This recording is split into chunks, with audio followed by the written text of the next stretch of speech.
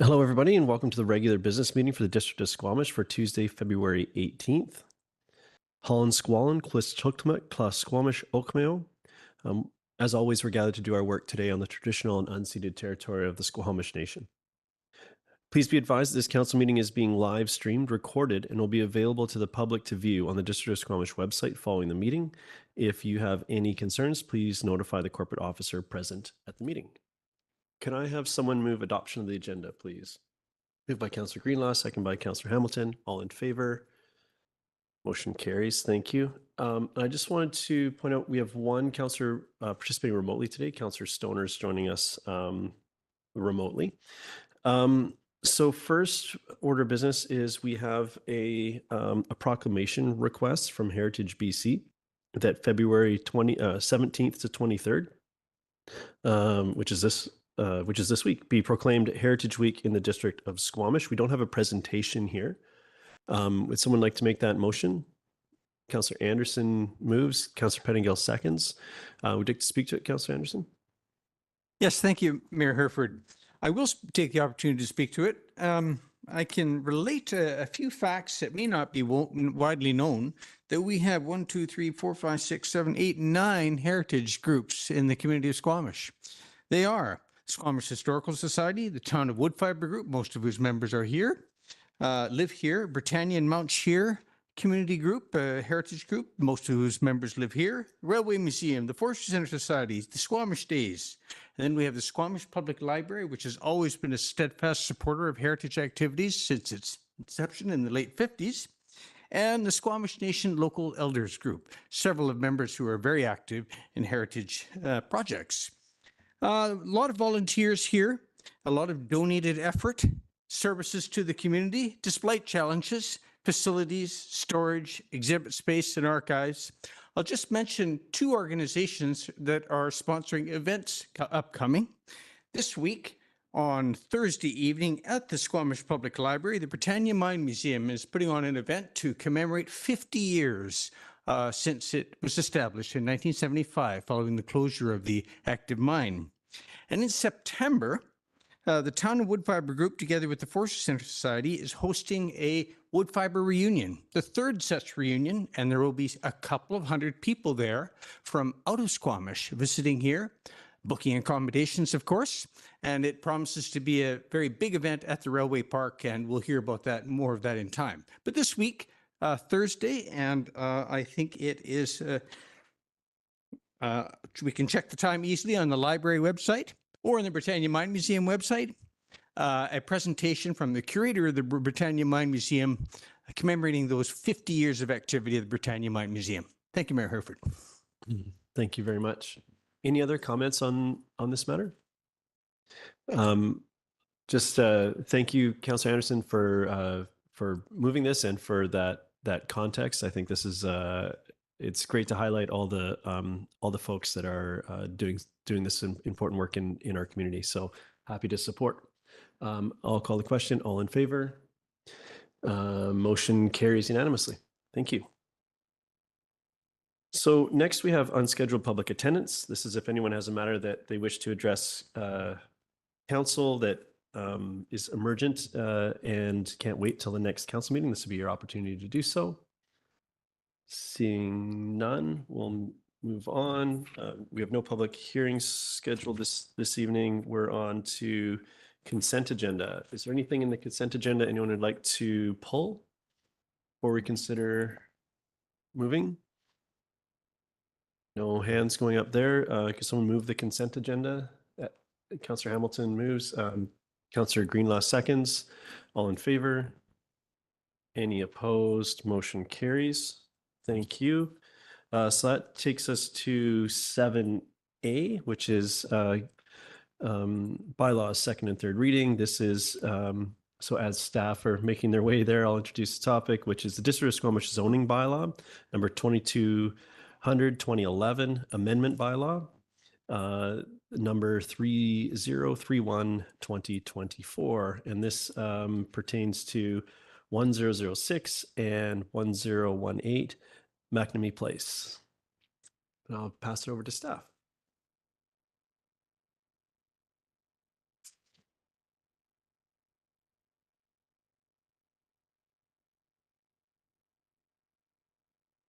Uh, Thank you. Good evening, Mayor and Council. Philip Gibbons with Community Development. And this evening, as the Mayor mentioned, I'll be presenting a rezoning proposal for 10006 and 1018 McNamee Place.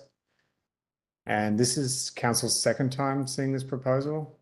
The bylaw received first reading at the June 4th regular council meeting.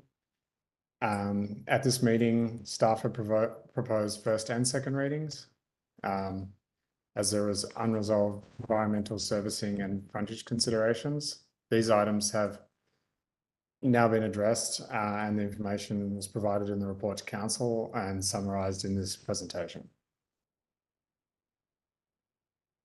To recap, so this subject site consists of two separate parcels on McNamee Place and located in the Denville neighbourhood within the Wilson Crescent microplan area. 1006 McNamee Place is currently a vacant lot, and 1018 is developed with 9 3-bedroom rental townhouses. To the south and east, residential townhouse developments and apartment development to the west, which is accessed from Buckley Avenue. To the southwest is the rail line, and Wilson Slough is to the north side of McNamee Place. The applicable district land use regulations are outlined on this slide, along with a map of the current zoning. And the official community plan land designation is residential neighbourhood, and the current zoning is multiple residential 2 and residential 4. And this site is within development permit areas 1, 2, 3, and 11. Development permit area 1 is for environmental protection, 2 is for flood hazard, 3 regulates form and character, and 11 for wildfire protection. It's also within a flood hazard area. The proposal is to rezone the subject properties to a new comprehensive development zone to facilitate the development of a 5-story apartment complex with 2 neighbourhood commercial units at the first level. And the development is split into 2 buildings which are joined by a shared parking structure comprising the first 2 levels. Building 1 is for sale apartment building consisting of 62 residential units, and building 2 is a smaller 15-unit market rental building. When this proposal was previously presented, the rental building was proposed as affordable rental. It has now been changed to a market rental building, and the applicant is proposing 5% of the gross floor area to be donated to the Housing Society. And this proposal still meets the community amenity contributions policy. The applicant is also committed to a no gas covenant being registered on title for the entire development, and to a tenant relocation plan for the existing tenants. The proposed unit sizes are consistent with BC housing and construction design standards, and each of the units, most of the units have a storage room provided within them, and there is separate storage provided for some of the units within the parking garage. The proposed development has a parking requirement of 138 spaces and a reduction to 102 spaces proposed. So for the CD zone, and staff suggests that the proposed parking reduction is supportable based on site's proximity to downtown, proximity to transit, bikeability, walkability, and the locations of schools and amenities. And each unit, regardless of tenure, will be allocated 1 space, and there are additional spaces available for rent. And bicycle parking is provided within secure storage within the parking garage, as well as storage within each unit. The community amenity contribution, so the uplift proposed in this rezoning goes from 0.8 floor area ratio to 1.12. This provides an additional 1,470 square meters of residential floor area. This equates out to around 17 additional units based on average unit size. And the amenity contribution cash in lieu payment of 94,928 plus proposed extended frontage works to the corner of Wilson Crescent, and 5% gross floor area dedication to the Housing Society. A comparison of the COC policy is provided in this table, and as I mentioned before, this proposal meets the policy. In addition to these community amenity contribution proposal, the land development agreement will require the number and tenure of rental units to be secured through housing agreement, the number of 3-bedroom units, electrification, so no natural gas permitted for cooking, heating, including hot water, number of adaptable units, required frontage and servicing upgrades, required environmental compensation and rehabilitation, bonding and requirement for tenant relocation, secure access to the indoor amenity area for building 2, rail noise and vibration requirements, and requirements for an archaeological impact assessment. And for that last item, since staff last presented the application to council, staff received new information that there may be archaeological values present in the Wilson Slough area, and staff recommend requiring that an archaeological impact assessment be completed prior to any ground disturbance being undertaken on site to protect any potential resources. The tenant relocation plan, which was presented last time, has been updated, and it provides additional context on the existing residents and the proposed rental units, as well as additional compensation. And the tenant relocation proposes compensation in addition to Residential Tenancy Act requirements, and the relocation, including the compensation amounts, are based on staff's review of other municipalities' policy on tenant relocation, and provided some examples of compensation for other areas shown on this slide. And the compensation for moving costs proposed are in addition to what's shown on the table and are also comparable to other areas. And total compensation for the plan is $123,000, $123,500. And the applicant has provided notice to all tenants prior to first reading. No additional notification has been made as yet, and the plan includes notification requirements which start at development permit stage and require at least 6 months notice.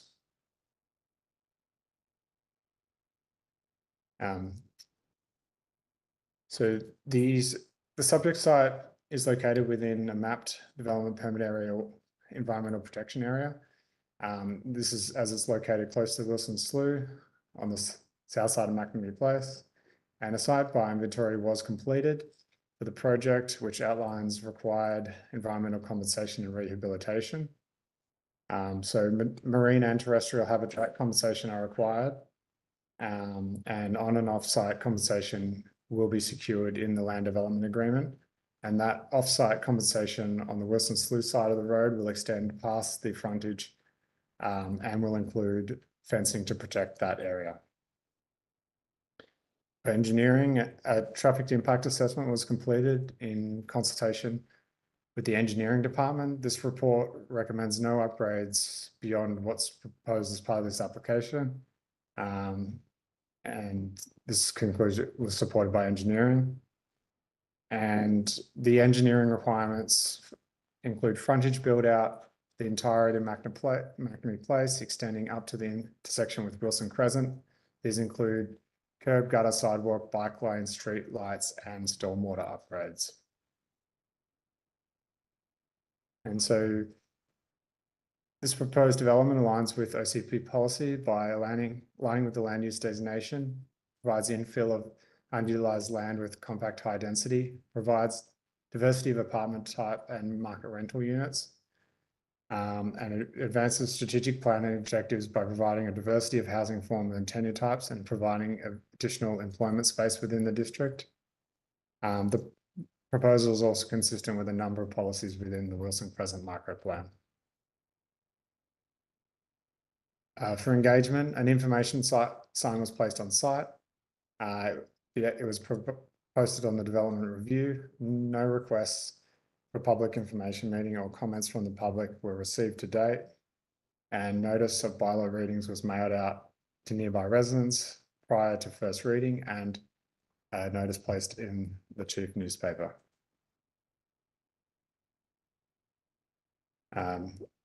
Next steps. So there's no Ministry of Transportation and Transit approval required for this rezoning. If given second and third readings, staff will work with the applicant to satisfy conditions of adoption and schedule the bylaw for adoption once complete. And if adopted, other permits, including development permit, ecological impact assessment, service agreement, and building permit would still be required. The recommendation is that the bylaw be given second and third reading, and that prior to adoption, the following requirements are secured in a land development agreement. There's a provision of a community amenity contribution, security for the tenant relocation plan, donation to the housing society, housing agreement for rental units, the no gas covenant, number of 3-bedroom units, number of adaptable units, access of building 2 to the amenity areas in building 1, and noise and vibration requirements related to rail proximity, the requirement for the archaeological impact assessment, environmental compensation and restoration, and the frontage and servicing upgrade requirements. Thank you. Thank you very much for the presentation. Council, questions? Go ahead, Councillor Penningill. Yeah, thanks. A couple questions. Just start with a broader legislative question.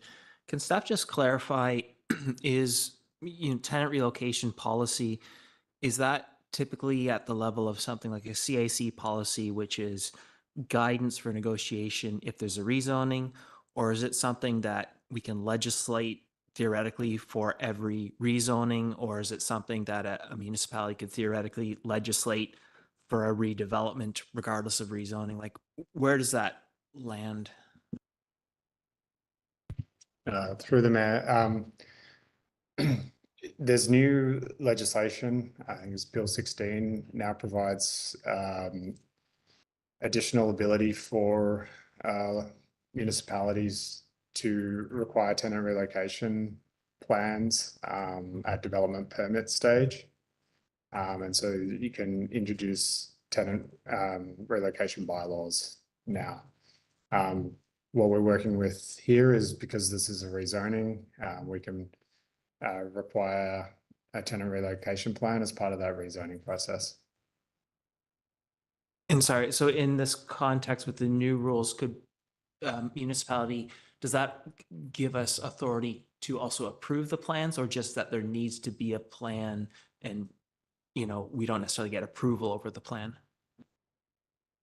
Through the mayor, so they'd be proposing, you have a tenant relocation bylaw, and then these plans would have to be consistent with that. But that's not something that we have implemented. Okay, thank you. So then moving on to my other topic, just some clarifying questions about the 5% dedication to Squamish housing. So 5% of goals for area of the market for sale building only, and not the market rental building. Is that correct? Through the mayor, that's correct. That's how the CAC policy requires it to be calculated. Okay, and then in practical terms, is that 1 unit? Through the mayor, that's approximately 1 2-bedroom unit, or maybe 2 studio. Okay, and then my last one in this area, are these units, or is this unit then going to be in the for sale building or the market rental building? Yeah, that would be in the for sale building. Thank you. Councillor Stoner? Thank you, through the chair. I'm just wondering if staff can clarify if the level 2 courtyard is intended to be public or private amenity, and what or where the accessible access is to that level 2 courtyard. The drawings aren't very clear. Through the mayor, those are intended to be private and open space amenity areas. Each building, it can be a little bit hard to see, but each building has elevator access, which you can through the corridors get access to that area. Okay. Thank you. And then can you just clarify why building 2 was changed from all affordable to market rental in this iteration? I think one of the biggest challenges that we've seen with tenant displacement is that they can't actually afford the new market rents. And so having those as affordable level rental would be likely more accessible. So I'm just curious what drove that change, if we have any insight there. Through the mayor, the applicant proposed that the application wasn't feasible with the affordable rental.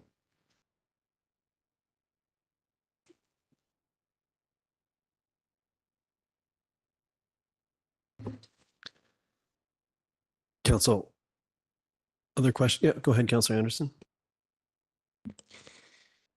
Thank you. There's a couple of passages in the staff report that I'll cite and try to explain my question around it. On page 7, the quote, the following items will be secured in a land development agreement. Electrification. No natural gas will be permitted for cooking and heating, including hot water. Then we have in the staff recommendation, item number 2E, commitment that all of the units will be powered by electricity. None of the units in the development will be permitted to have natural gas. Now, my question is whether in that land development agreement, there may be some consideration possible in the phrasing and wording for a little bit of extra clarity. That is, there are other heating systems besides electricity and natural gas. In fact, some district staff members involved with our Fire Smart program are trying to solve the problem of what to do with a lot of biomass. And this was an actively considered topic by the district 10, 12 years ago. And in fact, we have language in our OCP and in some of our sub-area plans encouraging biomass boilers as heating systems. My question is whether consideration could be given in the language that might be used in a land development agreement to clarify options rather than constraining them or just point only in the direction of electrification. Can this be a consideration that for space heating at least, the option can be left open for considering an alternative space heating system such as a biomass boiler? The opportunity is well tested in a building complex of this nature and for whole neighborhoods or larger buildings. Thank you, through the mayor. Jessie Fletcher, manager of current planning. Excuse me, sorry. I will, with the disclaimer, not being an expert in biomass, the covenant for the no gas specifically prohibits the use of natural gas for cooking or heating. It doesn't necessarily say what alternative system you can use. It just cannot be natural gas. That's the extent of the covenant. It's for heating, cooking, and those things. I'm not sure what the GHGI of biomass is, but our building bylaw also states that you cannot use a carbon source for heating. So not being familiar with biomass, I'm not sure whether or not that would meet our building bylaw. I will assume that it does. as it does elsewhere in British Columbia, well tested. And I'll just leave that as maybe an option staff might consider to look at the wording and make sure that there's no unnecessary constraints on. These are two large buildings, and it may be an interesting prospect for that alternate type of system. I'll leave it at that as a suggestion. Thank you. Thank you. Council, other questions on this matter? Was that careful, Councillor Pettingill? Was that you putting up your hand, or is that just you still thinking? Okay, well, we have we do have a recommendation before us if we don't have questions. So if you have a question, you might want to get it out now as we're heading that way. Yeah, I guess I'm wondering, this maybe is a question for my colleagues more than staff, but I just sort of pondering Councillor Stoner's question about why this went from non-market to market rental. We've done some work on a sort of tenant relocation plan for this circumstance, but I guess maybe the question is, there are some examples from other jurisdictions of plans they typically use. Do we have a sense of whether an additional piece of that was that the redevelopment included non-market, so there might be more of a transition? Do we know that? I'm going to turn that into a question that's to staff, I believe. Was there, in that analysis that you did of the tenant relocation, was there anything about where those folks ultimately ended up residing, like inside the newly developed site, or not? That's what you're getting at, Councillor? Well, I guess sort of were these in the context of sort of below market being redeveloped to market, and that was the tenant relocation in that plan, or was this a below market being redeveloped to below market and it had these tenant relocation plans? Like, what was the sort of before and after context? Through the mayor, our consideration was sort of that it would be either scenario, so not changing the compensation based on whether the project would be providing market or non-market housing. There was also no review of, the outcomes of what's happening in other municipalities, so we don't have any of that sort of information. Thank you. And what I'm thinking back to that change, I think, is an important one, and is something that I was, obviously jumped out at me when I looked at this. And it's still, I just want to be clear that it still meets what's proposed here. Looks different, but it still meets the policy objective. And I heard earlier from staff that this unit or two, depending on where that settles, will be in addition to the 15 market rentals. So it'd be in the other building. So a two-part question. It meets the policies, that's correct, and it's in addition to the 15 rentals. That's correct. And at no point in this did we give any special consideration, like earlier in the process, to for that non-market piece. I'm trying to think if remembering back to first reading, there was no special status or density or anything else associated with that in the initial plans. No, CIC was calculated based on the uplift as proposed, which is the same, and it's just changed from affordable rental percentage to a donation to the Housing Society. Okay, thank you. We have a recommendation. I don't see any other hands on for questions. Is anyone ready to go ahead? Councillor Hamilton? Yeah, I'll move the recommendation for second and third reading. Thank you. Are you seconding that, Councillor French? Great. Would you like to speak to it? Yeah, thanks very much. When this came to council before, In my mind, I agreed. The only sort of holdback was understanding the implications for the environmental assessments in that area.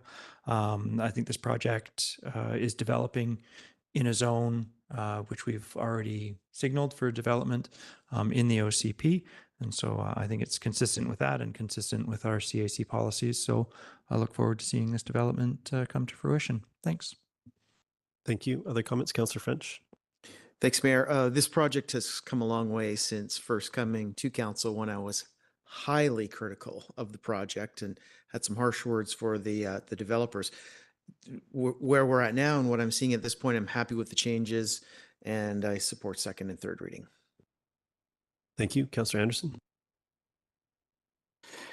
Thank you. I too will be supporting second and third reading. There have been a number of changes and initiatives made since we've last heard of the project. I would like to pass on a few comments. Firstly, regarding the site bioinventory, fish species identified in the slough. It's only coho is listed, but there's also pink salmon and no doubt chum. This slough should be the subject of a restoration strategy. And I see that there's good attention been given to towards that in immediate vicinity of the project, but there's more to do. The Buckley Avenue culvert has a grate that badly needs replacement. And we should be giving consideration to these kind of off-site issues in the slough as development projects come forward. The railway proximity guidelines are referenced in the staff recommendation, and it's to quote, engage and improve CN Rail noise consultant to undertake recommended measures by CN Rail. There's no mention of the fact, I think there should be, that they're not CN guidelines. They are Federation of Canadian Municipalities, Railway Association of Canada guidelines. Our Federation of Municipalities is an equal partner. And it's important to us because if we think that there's some changes that need to be made to these, then we're part of them. And I think that this also, I've got the OCP section referring to railway proximity guidelines in front of me. I believe we should make that change in our OCP at some point to refer explicitly to those railway proximity guidelines of those two organizations because we're part of them. Through the Federation of Canadian Municipalities. Dentville neighborhood. This is not in Dentville. Dentville neighborhood is on the north side of the slough of the old east branch of the Squamish, while McNamee Place and Wilson Crescent are railway subdivision developments done by the railway, and they are in former Squamish Island Indian Reserve. McNamee Place is formerly an Indian Reserve. Dentville is not. The two neighborhoods has very distinct histories and identities, and we shouldn't mix them up. McNamee Place is not part of Dentville. The last item I'd like to comment on is parking. I understand that in connection with the people being displaced temporarily, that there's a survey been done. It would have been nice to have surveyed on parking circumstances. I'm concerned that as we reduce the parking expectations, what's plan B? What if it doesn't work? What if there is going to be a lot of spillover parking? How's that going to work? Where's it going to go? I think that we sometimes need to consider a backup strategy in case our parking reduction strategies aren't going to work. Simply people have cars. Well, here we're going to protect the slough, but otherwise are they going to park along the slough? Where are they going to go? Where are these extra cars going to go? I think if there's a survey being done, we should try to learn more as we go about parking habits and car ownership circumstances. So that's just a note of caution. I wonder what's going to happen if that expectation that because it's close to transit, close to downtown, close to schools, what if that's not adequate? Maybe we're not providing adequate parking in the long run. Who knows? Do we have a backup strategy? Thank you. Those are my comments. Thank you. Councillor Greenlaw? Thanks. Through the chair, I won't be supporting the motion on the floor. My primary concerns about this development have not been adequately addressed. I still have concerns about the displacement of the people who currently live here. I'm also concerned that many of the units are quite small. Anything below 400 square feet is generally difficult to live in, especially with limited to no additional storage. And I'm also disappointed that the second building is no longer affordable non-market rental. If we are to adequately address the housing crisis, then a huge amount of affordable housing is necessary. Otherwise, we're building housing that even the doctors that we need to attract cannot afford, let alone the teachers we need, and certainly not local long-term Squamish residents. And I'll echo some of Councillor Anderson's concerns around parking. Thank you. Any other comments? Yep. Go ahead, Councillor Stoner.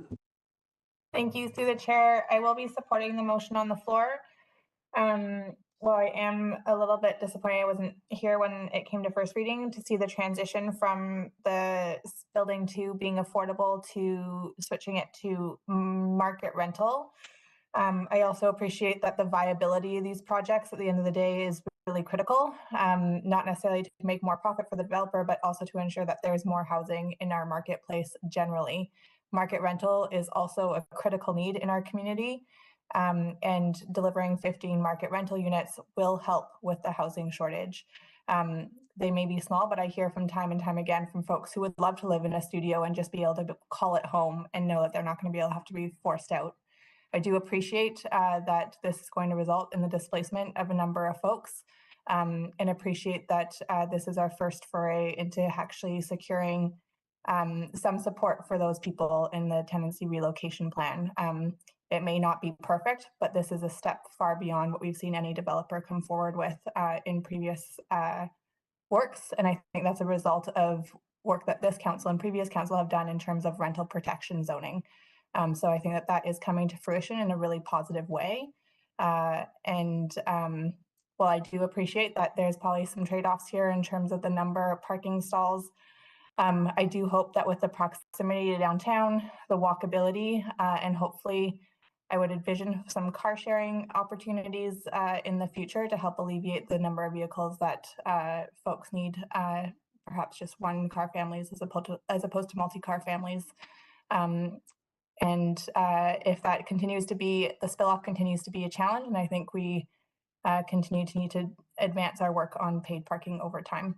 But with that, I will support the motion on the floor. Thank you. Thank you. Councillor Pettingill. Yeah, I think I'm going to support the motion. I do, it seems we may need to give a little more thought to our CAC or a tenant relocation policy, just in the context of moving from what is effectively below market rental to market rental versus non-market rental, what that means in the mix. I'm not sure we put our minds to that. And so that's where I do have some discomfort. I think I'm realizing in my recollection is that some of these units really are at a time when they need to be redeveloped just for suitability of living. But that needs to be viable, or we need to increasingly rely on our not-for-profit sector to deal with that. And I think with this approach, that is what we are turning to, is hoping that dedicating an actual unit to Squamish housing will enable that not-for-profit sector to do a little more to deal with the below-market housing. It's not a very satisfactory solution, but it seems to be the best solution we have while providing a little more housing. And so, yeah, this isn't like the magic, everything is boxes checked, everything is solved, but of the choices available to us, it does seem to be, I think, the best that we have available. But it is challenging. I do take some comfort in that we have been talking about this for quite a while. So there has been now a lot of notice, and there is some meaningful assistance for relocation. The challenge is we don't have a place for people to relocate to. And again, we're relying on Squamish housing to fit that need, but that means we have to provide more resourcing to Squamish housing, which may mean more units like this. So that's where my dilemma is in this. Thank you. Thank you.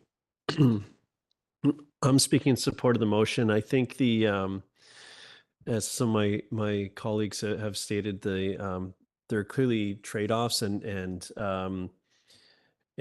I can't say I was very excited to see that building shift to market rental. However, it does meet our where we landed does meet our policy, which is really the measure for us at the end of the day. I think that overall, the housing in our community, we know we're in a crisis situation, and I think that there's a danger of looking at each proposal by itself to solve all the categories. And I think that the market rental here is really, really valuable piece of the puzzle.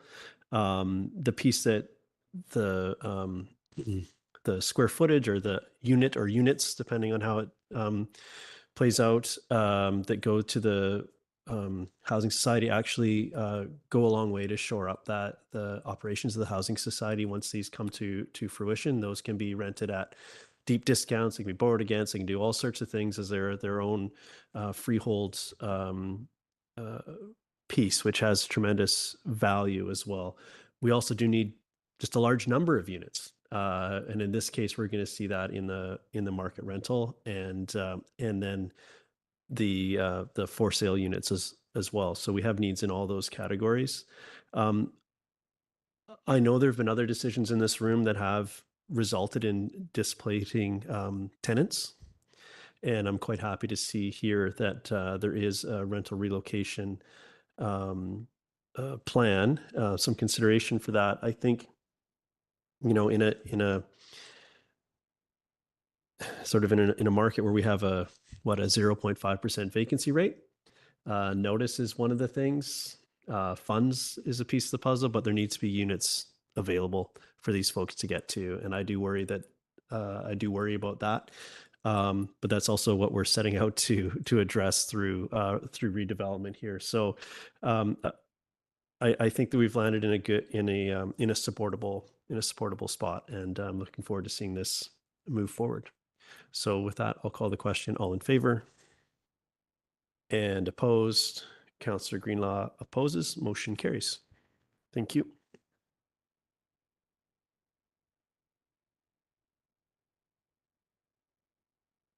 So next we have, Council, we have some adoptions here, and as per normal, we do not have any presentation on these. So we're going to go through, first up, we have the housing agreement bylaw for 1005 and 1009 Raven Drive. Moved by Councillor French, second by Councillor Hamilton. All in favor?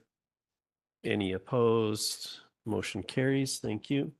Now the next 2, 3, 4, I believe it is. Actually, the next package can all go together as, sorry, Councillor French. Yeah, I have a question about number 3. Sure. Let's they can all go together. So let's treat it as one. You'll ask a question about 3 and we'll see if we can put these all together. So go ahead with your question. Okay. One detail jumped out at me. Some of the maps are attached twice. And I was concerned that maybe there was a clerical error. So I wanted to just check in with staff and do a double check that everything's okay there with those multiple same maps. Thank you for that question through the mayor. The maps are correct. They're multiple times because they each correspond to a schedule making a different action. So all the maps show the different zones each time they're in there. It's because they're either rezoning to, for example, R1, R2, and then Agri 3 in 3 different circumstances.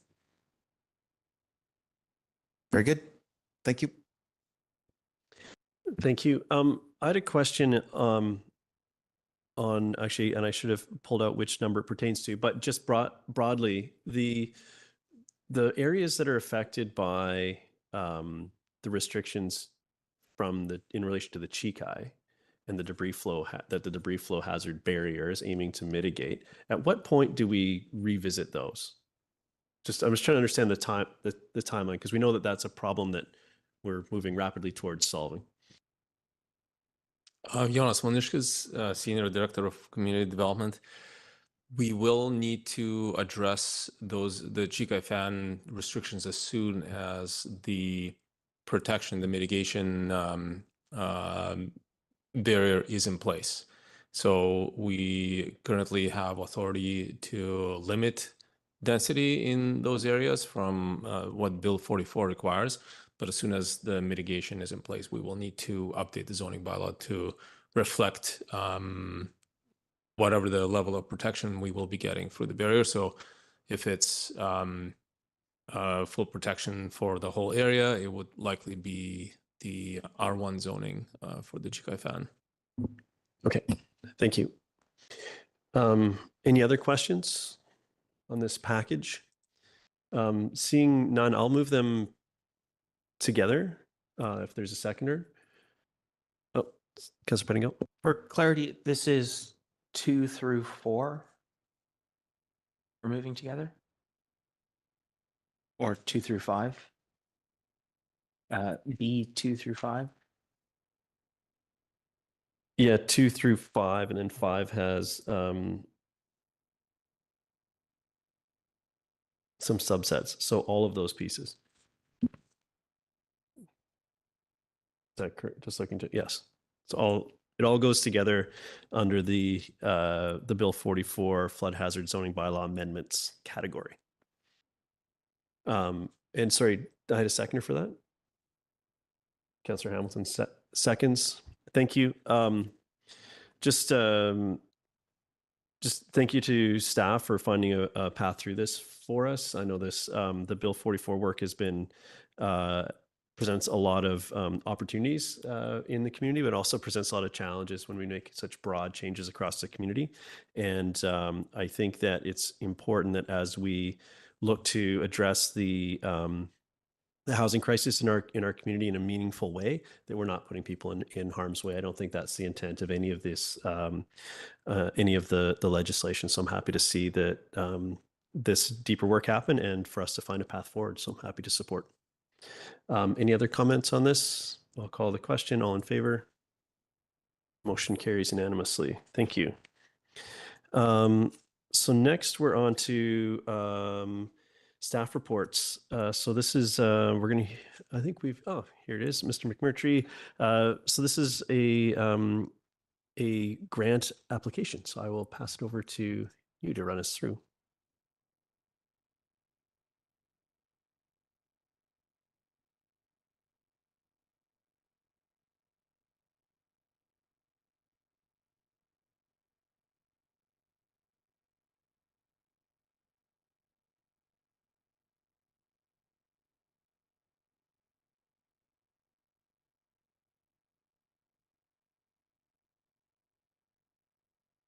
Thank you, Mayor and Council. My name is Brett McMurtry. I'm the Manager of Transportation, and today I'll be presenting to you on a grant opportunity from the 2025 Federal Active Transportation Fund grant for the Manquam Bridge Active Transportation Widening Project.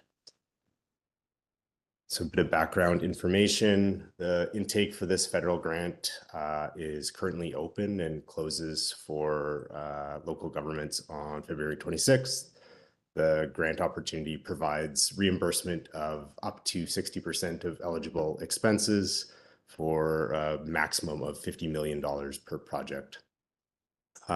Staff are proposing to apply for the Manquam Bridge AT Widening Project. A couple points, it's not included in the existing financial plan explicitly, but it's been identified as a short-term priority project through the draft transportation master plan. A little bit of high-level project information. So this widening is proposed to be completed at the same time as planned bridge rehabilitation work on the Manquam Bridge. And you'll see the two red boxes there are showing the improvements, which would be widening to accommodate all ages and abilities cycling facility on the east side of the bridge that will connect to a future facility north of Manquam River on Government Road. The estimated cost is $3.65 million, and we are planning for construction in 2026. The budget consideration. So as I noted, the total budget is anticipated to be $3.65 million, with the grant covering close to $2.2 million. and district funds covering the remainder. So the 2026 annual transportation upgrades budget line item would provide 1.3 million, and the additional 0.16 million would be covered through reserve funds from the Community Works Fund and Alternative Transportation Fund. So we are looking for we will seek council direction if we're successful in this grant to reprioritize transportation initiatives in 2026, because the existing annual transportation upgrades budget is the bulk of the transportation improvements that are planned for 2026. If we are unsuccessful with the grant application, the timing of the project will be confirmed through the 2026 budget process and finalization of the transportation master plan. So the recommendation is that council endorse the submission of a grant application to the Federal Active Transportation Fund for the Manquam Bridge Active Transportation Widening Project. And that's it. Great questions. Thank you for that. Councillor Penningham. Yeah, so for clarity, we're still doing and paying for the main work on the bridge, and this just covers the incremental, if we get it, the incremental to add the active transportation to what we're already doing and already paying for. Is that correct? Through the mayor, that's correct. And then because this is an active transit grant, we wouldn't have the ability to apply and just do what we're already doing with this grant. We could only use it for adding on active transit. Through the mayor, that's correct. Yep, go ahead, Councillor Hamilton. I'm okay, thank you. Thanks. So the Manquam Bridge resurfacing, it's in this year's budget for 5 million, right? What's the driver of the timeline for the Manquam Bridge resurfacing? And I'll explain my concern here. My concern is that adding on this active transportation element is going to send the project into a longer timeline than perhaps currently anticipated, which would maybe be too long for the bridge resurfacing. And we might get into a situation where we somehow have to do both or don't have the timing. So can you speak to the timing of the urgency of the Manquam Bridge resurfacing being in this year's budget versus the postponing of that resurfacing because of this opportunity? Yeah, through the mayor, thank you for the question. So we're working with the consultant who's providing us some guidance on this, and it's the same consultant that's doing the bridge resurfacing design work as who has provided us with the preliminary design and cost estimate for the AT widening. The direction to delay to 2026 has been supported by our consultant, and they've identified that the additional risk of further rehabilitation work needed by delaying a single year is not significant, and that maintaining the existing patching and sort of typical maintenance program that we've been using will be sufficient to mitigate that risk, and that there's both schedule and budget benefits from delivering these projects at the same time. So the goal would be to have both projects completed at the same time, which would minimize impacts to the community with network impacts with closures required for that bridge resurfacing work, as well as benefit from reducing mobilization and keeping crews active in an active construction project. Yep, go ahead. The other thing we see sometimes blow out or expand with projects that get added on. I view this project as a bit of a scope creep. Is that the budgets expand considerably, and with this federal grant, we get awarded the amount, the 60% of the estimate, not the 60% of the final cost. Is that correct? That's correct. We're doing what we can to mitigate future risk and cost uncertainty. So there's additional geotechnical investigations that we are actively pursuing that will help clarify whether this cost estimate is this. So this is kind of the ceiling cost estimate instead of the basement cost estimate.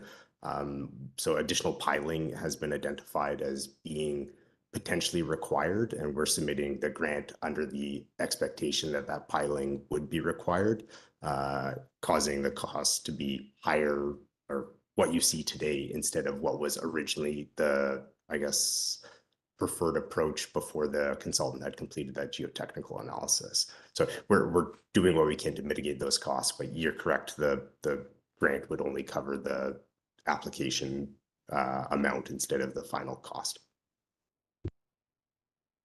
I've got Councillor Stoner, and we can come back if it hasn't satisfied. Go ahead, Councillor Stoner. Thank you. Through the chair, can staff just clarify, if we aren't successful with the grant, does that still change the timeline for the resurfacing project, or would that still go ahead as planned and then we come back in the 2026 budget for the active transportation piece? Through the chair, the plan is to delay the schedule regardless. We're unsure of when we will find out whether or not we've been successful with this application. The grant body hasn't been able to provide that, and when I followed up, there's no information being provided at the moment. So we are hopeful that we'll find out soon, but not not sure when that information will be provided. So in order to resource our department effectively, we've made the decision that if we pursue this grant, it would delay the resurfacing work until 2026.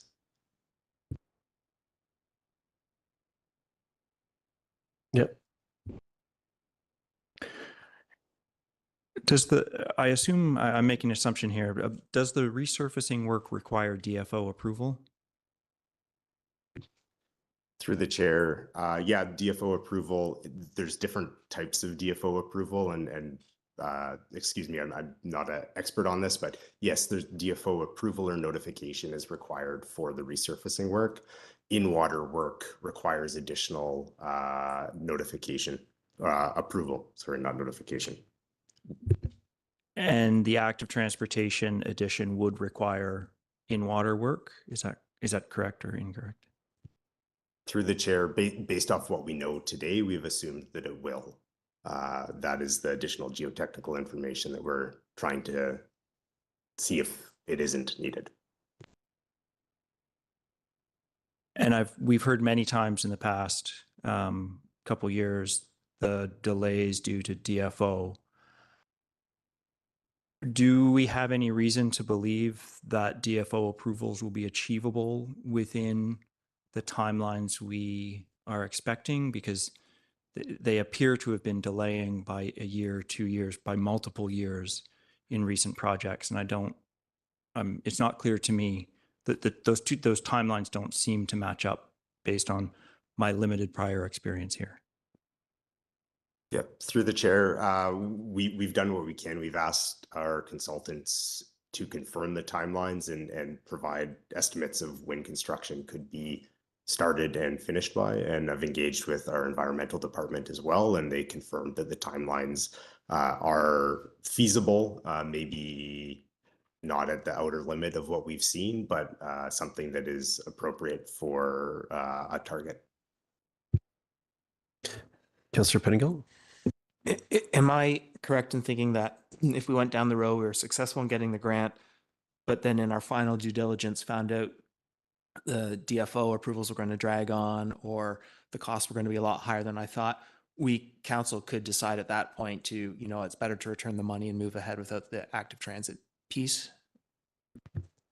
Through the chair, yeah, I believe if we don't build the infrastructure, we could return the awarded funds. Additionally, the grant stipulates that we'd have until March 31st, 2030 to build the infrastructure that we're committing to. So there could be a decision around what does a delay look like to push the resurfacing work, and confirming whether or not that's a viable option with our consultants as well.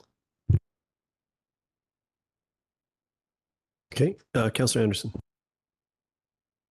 I note in the staff report that the active transportation plan was endorsed in 2016 with the public consultation process extending back to 2015. I wonder, Mr. McMurtry, if there's an idea, perhaps following the completion of the transportation master plan, to bring the active transportation plan forward for a review or an updating. Is there such a schedule for that master plan? Through the chair, you'll I'd say not necessarily directly related to this topic today, and it's not an action currently in the Transportation Master Plan, which will be coming back to Council shortly. The Transportation Master Plan has looks at transportation as a comprehensive delivery of the different facilities that support all modes traveling throughout our community. And so it's an approach of, instead of segregating the active transportation component, it's looking at all of the different infrastructure collectively. I'm not sure if I understood Mr. McMurtry. I'm wondering whether the active transportation plan might be coming forward for review at some point, given that it is 10 years old now. Through the chair, there's no plans currently to bring it up for a review. The Transportation Master Plan update was a comprehensive update, so looking at active transportation as a key component, whereas if you look back to the 2030 transportation plan that precedes our existing draft Transportation Master Plan, there's active transportation at that time was more of a secondary consideration, and it is a fairly prominent, plays a prominent role in the update that we're currently finalizing. Thank you, Mr. McMurtry. Your elaboration satisfies me, and I do recall now some of these sections in the Transportation Master Plan, which will be coming forward again. Thank you. Thank you. Go ahead, Councillor Greenlaw. Yeah, thanks through the chair. I was just wondering, like, $3.6 million doesn't sound like a lot of money for this upgrade. And especially considering that the superficial upgrades are over $5 million, which don't involve much infrastructural updates, I don't think, right? So I was just wondering, how much is there? I mean, we haven't seen a cost breakdown of this project. Is there any contingency included in this sum of money? Through the chair, the cost estimate that will be included with the grant application includes a 35% contingency, which our consultants have prepared and feel comfortable with the level of design that we have. So as I noted, working on advancing geotechnical investigation, which will inform ultimately if that cost is lower. The initial cost estimate provided without in-water work is significantly lower than the $3.6 million that you see here. And if through some of this geotechnical work, we find that the price is escalated from there, then obviously that would be submitted, or is this the highest number that it's possibly going to be, this submission?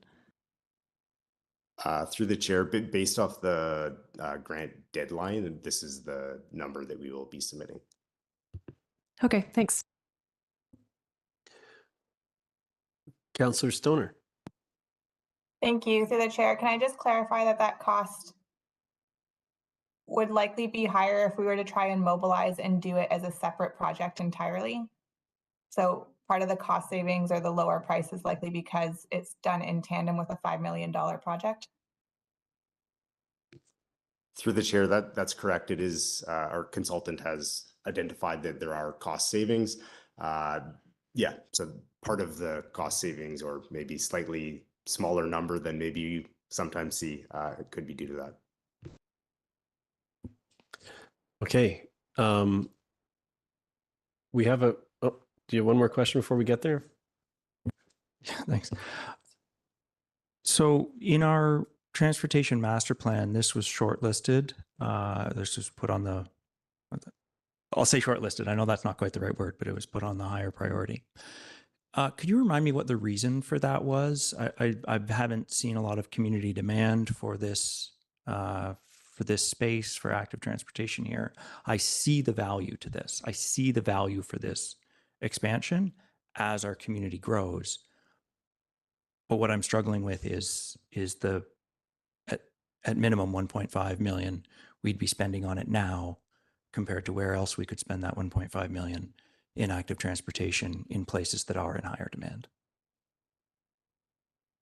Through the chair, thank you for the question. So there was a number of different criteria that were used in the Transportation Master Plan implementation section, including things like access to key destinations, putting me on the spot a little bit. So apologies if I can't remember all of them.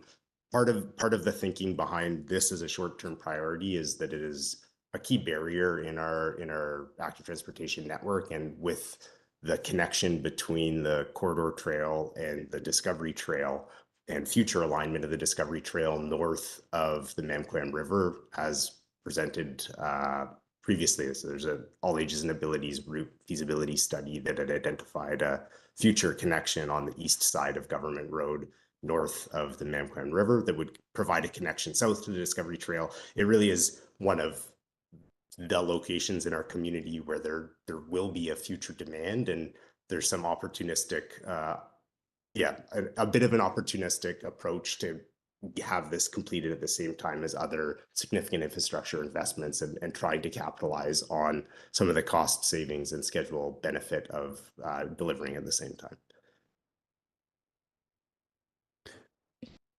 Councillor French. I'd like to move the staff recommendation. Thank you. Are you accepting that, Councillor Pettingill? Thank you. Any comments? Yeah, I fully support any grant application for free money.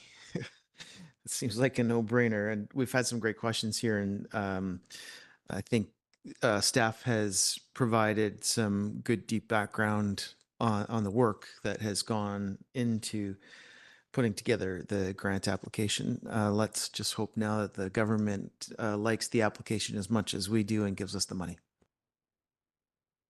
Thank you. Other comments? Councillor Anderson? Yes, in support of the motion. It seems from Mr. McMurtry's account and from the description of the engagement that's been undertaken in the staff report that this is a project that is well supported as a priority. I also think that it's a very cool idea and innovative solution, this adding a new concrete pile with a cap on top and an extension. And I mention that because we have another bridge that is problematic. It's an MOTI jurisdiction, the Squamish River Bridge. A few years ago, one of the leaseholders at Site B hired a surveyor to determine how we could, or how a protected laneway could be added to solve this safety problem at that highway intersection. And it was determined that it might be possible if we could locate the pedestrian walkway lane outside of the bridge. And here we have a solution along those lines. So I'm sure that there's it's borrowed from solutions elsewhere, but it appears to be very innovative. And I hope that we're going to be successful and be on the next council bike tour. Thank you. Thank you, Councillor Pettingill.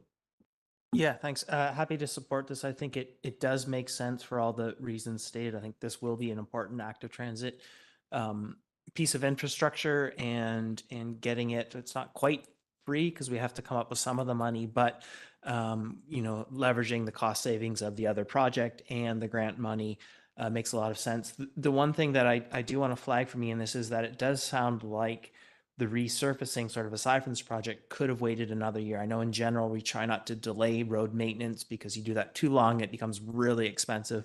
But in this case, it sounds like the road maintenance maybe could have gone a year or two, and what I'm gathering, we could have been okay. And so just maybe a reminder for us to be really certain for road maintenance and so on that it's actually the time when we need to do it. But here for this project, this seems to make a lot of sense. So happy to support. Thank you.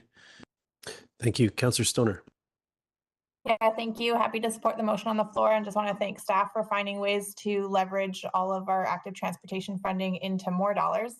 So while this isn't entirely free, it does mean that our dollars are going further in order to deliver the projects that we know we need over time. It's really expensive to deliver active transportation projects. So I think maximizing the amount of federal or provincial monies we can get to do so is important. And we know that this area is a bottleneck, as Mr. McMurtry said, for two of our key north-south transportation routes. And so I think addressing it in tandem with the ongoing works will be helpful and will also result in some cost savings. So I think that this while it puts a project on hold for a year and increases the scope a little bit, I think it will deliver more benefit for more of our community members over time. Thanks. Thank you. Go ahead, Councillor Hamilton, and then Greenlaw. I'm going to reluctantly actually not support the motion on the table. And I absolutely believe that we need to supply more active transportation. And I absolutely see the benefit to this project being in tandem with the Mamquam Bridge resurfacing. My challenge here is that I'm not actually confident that this project, given the uncertainties with approvals that are going to need to go with in-water works and what we've seen, how those approvals have shifted other bridge work projects within the district in significant ways. I'm hesitant. I'm not confident that this project will be able to be delivered within this budget on this timeline. It all seems very optimistic to me. And the best I can do at this council table is vote with my confidence in what's been presented. So unfortunately, I won't be supporting the motion on the floor. Councillor Greenlaw. Yeah, thanks. Through the chair, I'll speak in support of the motion. Generally, I'm supportive of active transportation initiatives, but I will also echo Councillor Hamilton's comments. I am a bit concerned that there will be significant cost escalations just because, having seen enough municipal construction budgets, this number seems quite low to me. But I'm happy to hear that there's a 35% contingency built into the estimate, and that if there are significant cost escalations, then we can decline or return the grant money, which gives me more confidence in the process. But I do have concerns that there will be cost escalations just because at this point it's no longer my first rodeo, and once you start talking about changing the engineering of a bridge, that does not. Like $3.6 million seems very cost effective and potentially overly optimistic to me. But if there's confidence in those numbers, then I'll support it until that story changes. Thanks. Thank you. I'm speaking in support of the motion. I think this is an important connection in the community. I know there's a few others around this table that remember the original bridge or the last bridge that was there, and what we have today is a massive improvement from that, but we do need to continue to move forward. When I think about crossing the Mamquam, we don't have complete control over that, if any, on the highway bridge that channels the bulk of our active transportation routes at this point in time. It's narrow. It's almost one-way traffic only. I think that if we have the ability to take control of how we cross the Mamquam on a piece of our infrastructure, we should absolutely take that opportunity. So I'm happy to see that there's some cost efficiencies here, and I would hate to see us needing to go back in and do a project 1.5 times to achieve something. So as in doing the resurfacing and then going back at it and having the disruption to the community and perhaps having to take something apart that we just did to add an improvement. So I think that putting these things together makes sense. I think that pursuing funds from other orders of government to help us advance our goals in general makes sense. So I think this is a well-reasoned shift, but a shift from our approach. And but I do think it's well reasoned, so I'll be supporting. And with that, I'll call the question. All in favor and oppose? Councillor Hamilton opposes. Motion carries. Thank you very much. We had no late. We had public. Sorry, move on. 8B, appointment of a community patrol officer. I don't believe we have any presentation on this, so it's just the process piece. So I will move the recommendation, and Councillor French seconds. All in favor? Any opposed? Motion carries unanimously. Thank you. We had nothing under under late agenda items or correspondence action requested. We had no items referred from the consent agenda, no business arising from the minutes. Any notice of motion, council? Next, we'll have open question period. Any clarification related to agenda items? Seeing none, we'll move on to council or staff announcements. Go ahead, Councillor French. Thank you, Mayor. The Coldest Night of the Year event is set for Saturday. This event is a fundraiser to support programs aimed at supporting those experiencing hurt, hunger, and homelessness. And anybody that wants to learn more can check my social media channels for details of how to support the event or participate. There's more info posted to my LinkedIn, Facebook, Blue Sky, Mastodon, Threads, Instagram, and X accounts. And I'm also wanting to share with council that this morning I rode around with one of the bylaw enforcement officers for a few hours. Councillor Hamilton was in on the gig as well. It was time very well spent, giving me excellent insight into the work that our bylaw team does. And I understand two of you are going to venture out on March the 2nd. I think you two will find that it'll be a good use of your time. And for the others who have not taken up the invite, maybe think again. You won't regret if you do head out. Thanks for that. Any other comments? Go ahead, Councillor Anderson.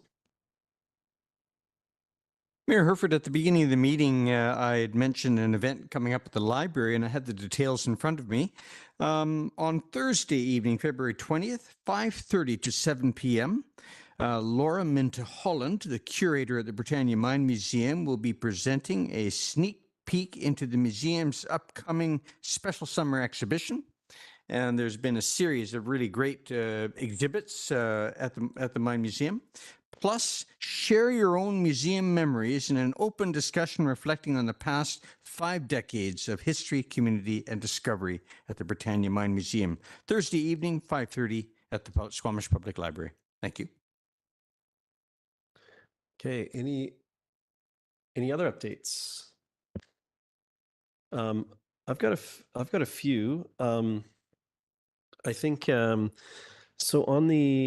Going back into January, it's been a little while since we had a regular business meeting. On the 22nd, I attended a youth pitch event, which is about and what that was is a partnership between the House on Secondary students or House on Secondary and CAPU and the chamber to support young entrepreneurs and in the community. And it was amazing to see to hear the pitches and see all the work that's gone into all the initiatives, from everything from apps about travel to knowing where your food is sourced to upcycling initiatives and just a broad range of things. It's great to see a lot of bright young minds working on sort of visualizing our future.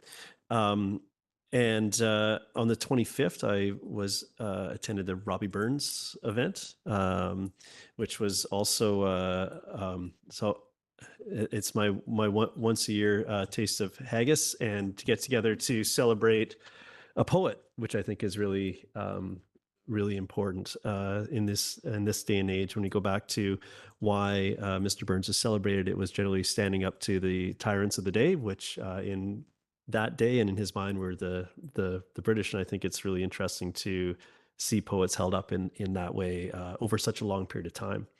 On the Feb 7th, there was a youth council put on a youth skate night. I know lots of council colleagues were there. It was great to see so many people out, and youth council thought it was thought that there was a demand for this type of event, and turns out they were right. It was a packed house. They had so lots of the community stepped up with providing all sorts of snacks and prizes, as well as everyone enjoyed some time skating at the rec center. So that was really cool to see that in action. And then on the 8th, had the honor to attend Multicultural Day at Totem Hall, and I think that when I reflect on sort of the challenges or the things that are taking up my news feed and maybe all of ours right now, I think that the spirit that was shown there at the Multicultural Day was really helps me sleep at night, just to see how open and accepting and curious everyone was of all the different cultures that were represented there, and particularly of the Squamish Nation, and just the generosity of hosts of all these all the different cultures that they generously host in their territory overall. And at Totem Hall on the day, it was really a moving day, and I know I saw many of my colleagues at that event as well. So if you've never been before, it is quite a remarkable event. It was I'm going to miss the number. How many years was it?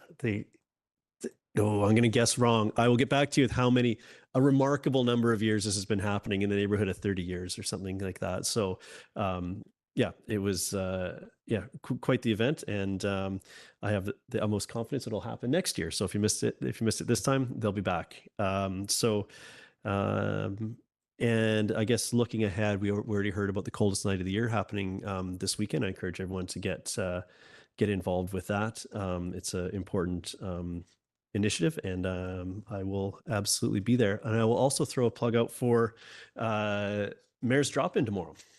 I need to double check the timing on this to make sure that I don't tell people the wrong time. 11:30 right here tomorrow. If you want to drop in for a chat with myself and Acting Mayor Pettingill, will be there. And if you haven't attended before, it's a great opportunity to get together with members of the community and get perspective on what's happening in our community. And that's it for my update. Could you go ahead. Yeah, I just wanted to make a comment about the youth skate, which I had the privilege to attend. And now almost going to the multicultural festival.